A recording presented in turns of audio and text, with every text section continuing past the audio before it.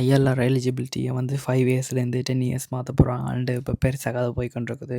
நானும் முதல்ல அதை யோசிச்சு கொண்டாடி இருந்தேன் கூட. என் ஃப்ரெண்ட்ஸ்லேருந்து எல்லாருமே ரீல்ஸ் ஷேர் பண்ணி இப்படி சொல்கிறாங்க அப்படி சொல்கிறாங்கன்னு இப்போ இந்த அப்படி யோசிக்கிறதால வந்து எங்களோட டே டு டே லைஃப் தான் வந்து போயிடாது.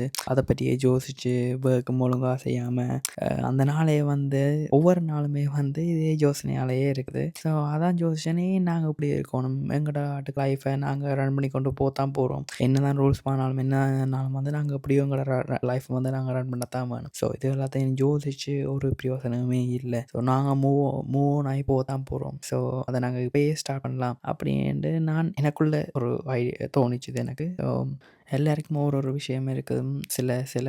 சில பேரால் வந்து அதை மூவ் ஆன் ஆகி போயிடாமல் இருப்பாங்க. ஸோ ஆனால் அதுலேருந்து நாங்கள் மூவ் ஆன் ஆகி போகிறதால தான் எங்களுக்கு பெனிஃபிட் கிடைக்கும். ஸோ அதை நாங்கள் மைண்டில் வச்சு நாங்கள் அந்த லைஃப்லேருந்து அந்த விஷயத்துலேருந்து மூவ் ஆன் ஆகி போகிறது எப்பயுமே பெஸ்ட்.